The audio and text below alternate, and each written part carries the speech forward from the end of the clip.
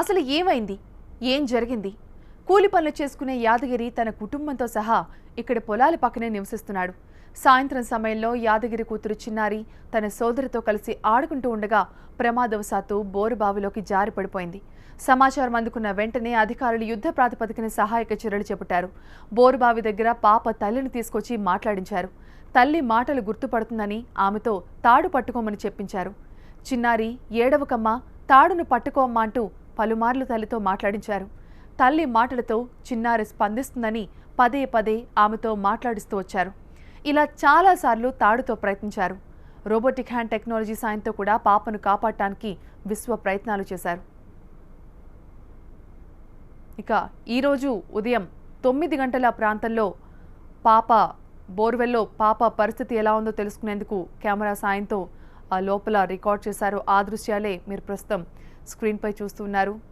చాలా విచలిత దృశ్యాలు ఇవి. చూసిన ప్రతి ఒక్కరికి కూడా కళ్ళల్లోంచి నీళ్లు ఉబికి వస్తూ ఉంటాయి. చిన్న పాప ఆ బోరుబావిలో అంత లోతులో అంత చీకట్లో వెక్కి వెక్కి ఏడుస్తున్న ఆ అరుపులు కూడా అందులో రికార్డ్ అయ్యాయి. సాయం చేయండి అన్నట్లుగా తన చేతులు కూడా ఆ చంటి పాప కదుపుతూ ఉంది. నిజంగా చిన్నపిల్లలు కింద పడి చిన్న దెబ్బ తాకితేనే తల్లిదండ్రులు ఎంతో తల్లడిల్లిపోతారు. అలాంటిది ఆ పసిపాప ఆ చీకట్లో ఆ బోరుబావిలో ఆ లోపల ఏ పురుగు పుట్రా ఉందో, పాపకు ఏం హాని తలపెడుతున్నాయో, నిజంగా ఇవన్నీ తలుచుకుంటూ ఉంటే గుండె బరువెక్కిపోతుంది. ఆ చిన్నారి లోపల ఎటువంటి పరిస్థితుల్లో ఉందా అన్న బాధ ప్రతి ఒక్కరిని కూడా తొలిచేస్తోంది. దాదాపు 24 గంటలుగా నరక యాతన అనుభవిస్తున్న ఆ చంటి పాప ప్రస్తుతం ఎలా ఉంది?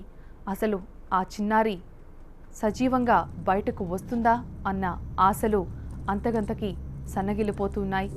మరి కాసేపట్లో నిమ్స్ నుంచి వైద్యుల బృందం అక్కడికి రాబోతోంది. అలాగే అధునాతన కెమెరాలను కూడా అక్కడికి తీసుకురాబోతున్నారు.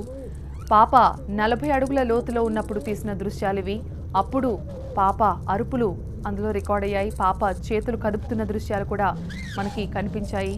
కానీ ఇప్పుడు పాప దాదాపు 100 అడుగుల కంటే లోతుకి పడిపోయిందని రెస్క్యూ టీమ్స్ భావిస్తున్నాయి. దాంతో పాప జాడ కూడా కనిపించడం లేదు.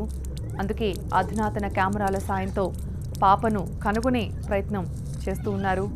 మరి కాసేపట్లోనే మరో గంటన్నరలో ఆ ప్రదేశానికి ఆ కెమెరాలు తీసుకువెళ్తారు. అలాగే నిమ్స్ వైద్య బృందం కూడా అక్కడికి చేరుకుంటుంది. కెమెరాల సాయంతో పాప ఎక్కడ ఉందో కనుగొన్న అనంతరం వైద్యులు ఇచ్చే నివేదికను బట్టి తదుపరి సహాయక చర్యలు ఉంటాయని రెస్క్యూ టీమ్స్ చెప్తున్నాయి.